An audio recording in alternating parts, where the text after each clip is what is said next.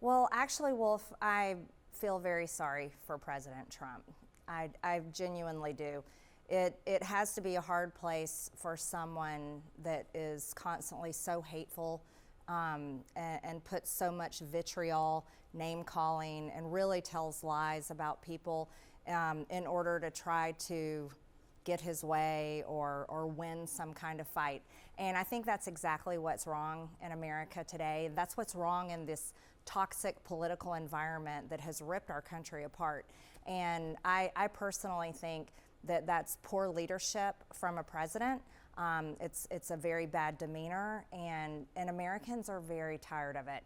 And unfortunately, I also am concerned because I don't think the president's team nor the speaker have told the president about the legislation that I've introduced, that actually much of it directly, literally aligns with the agenda that he campaigned on, I campaigned on in 2024. Many of my bills are actually his executive orders in legislative form. And if the speaker would pass my bills, if the President Trump were to sign them into law, guess what? His executive orders, which make him literally a temporary president, his executive orders, which are my bills, would become law, that would become permanent. And so I think it's very unfortunate. Because when I hear him talk like that about you and insult you and attack you like that, I worry about your security and your family's security. And you've been getting some increasing threats, right? Yes, and that's what I take so seriously. As a Christian, I'm not angry at the president. It's easy for me to say a prayer for him and forgive him. But the part that I have had a very hard time with is the fact that he called me a traitor.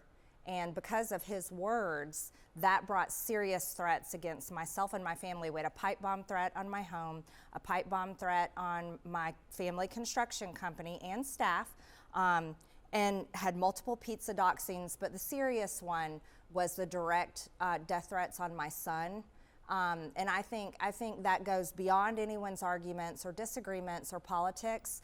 All of our children and our family's safety should matter to anyone, no matter if they're mad at us or disagree with us. I think that should be something we respect. And when you told President Trump about this, can you tell us a little bit more about what his reaction was to these threats? Yeah, it was shocking to me. I sent those death threats directly to him in a text message and informed him of what his name calling and words were doing, the direct result. And it was a direct assassination threat on my son.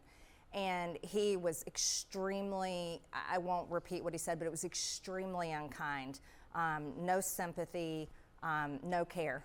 I'm just wondering, obviously it would be good to hear what he said, but do you feel like you were duped? As you reflect on this moment and these attacks against you, you have been such a staunch supporter and ally of President Trump. Do you feel like you were duped by him? I feel, maybe I don't know if I would use the word duped. I think it's unfortunate for the entire country. And I think the message is, and many people are saying it directly to me, if the president, because I stood with rape victims, women that were raped at 14 and 16, victims of Jeffrey Epstein and others, they claim that there are other men. Because I chose to stand with them, that's what caused the president that I fought so hard for to get elected, that's what caused him to call me a traitor. And I think what many people are saying to me is, if he would do this to you, he would do that to any of us. And that, I think, is a terrible message to be sent to the country. And many of the people that stood, hours in line for a MAGA rally that I went to, by the way, and went to many of those rallies and spoke at on behalf of him. I think that's a terrible message to send. I think our country has been in a state of crisis for many years now.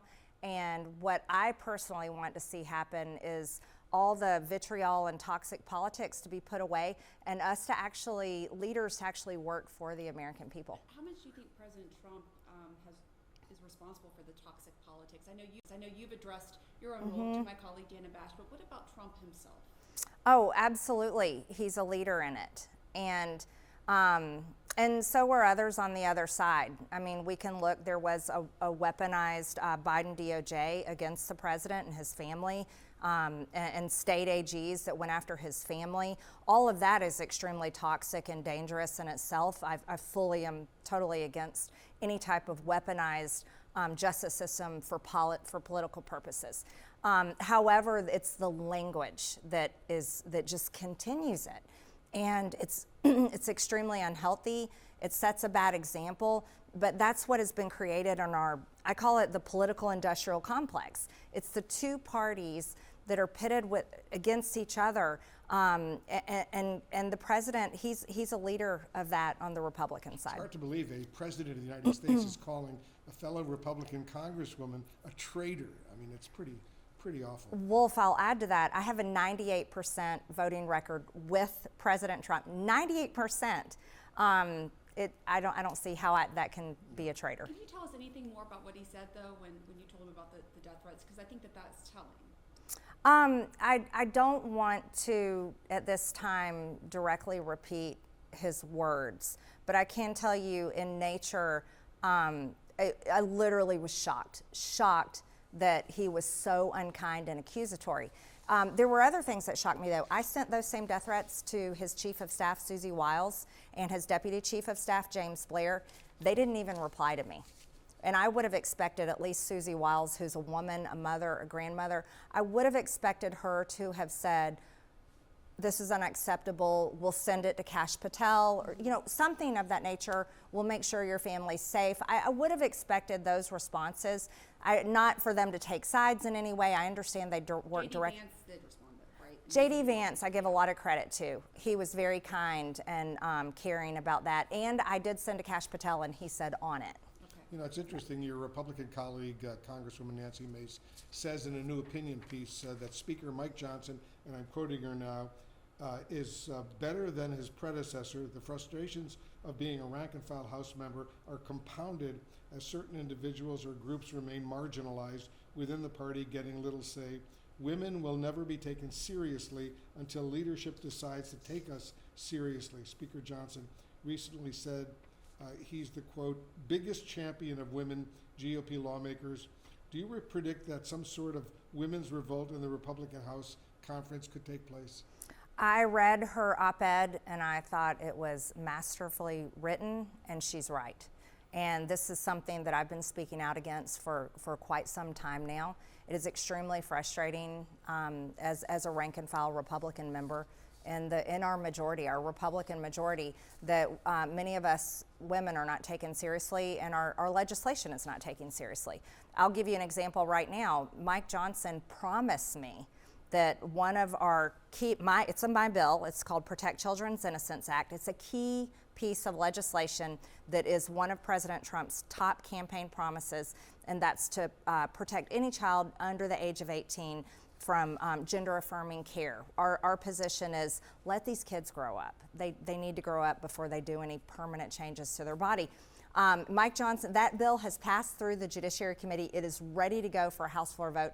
Johnson promised me a vote on it after the shutdown, and it has yet come to the floor. Why do you think then Johnson says he is the biggest champion of women, and do you think that there could be more defections, particularly a revolt, as Wolf said, among women in the GOP? Well, you're seeing it. I don't know how he can speak out of one side of his mouth, but his actions fully show the hypocrisy.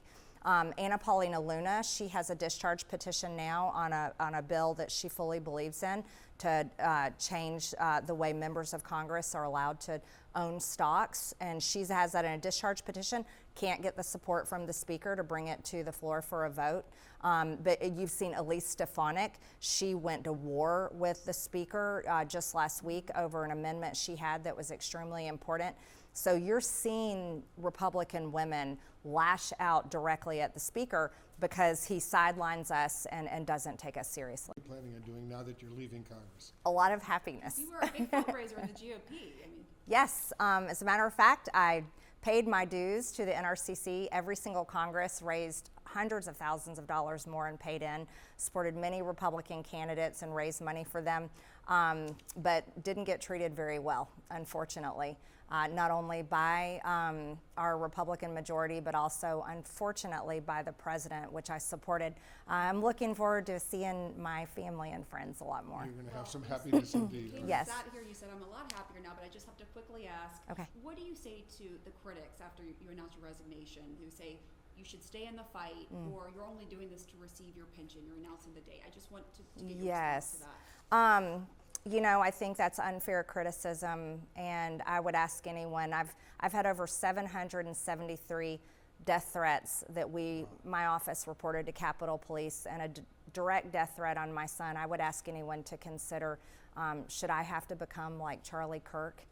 Is that what I have to do? Have a big impact on you. Yeah, and I think that's too much to ask. And then as far as the pension's concerned, we're required. Did you know we are not allowed to exclude ourselves from it? It's taken out of our paycheck, and we are forced into it. Congress would have to change that with a vote. So that's a pension I'll get. I think it'll be like $700 and something, and at the rate of health insurance going up, I think by the age of 62, I might need that $700. No, I say that in jest.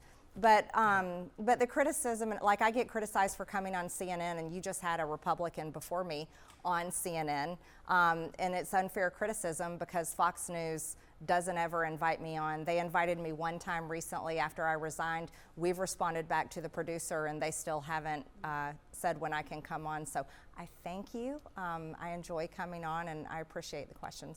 And we hope everything turns out great. How old is your son? He is 22, 22, yes. so he's a big boy already. Oh, he's a big boy, and nobody wants to mess with him. No, okay, good. And no one should get death threats. That's right. Terrible. That's Yeah. awful. Well,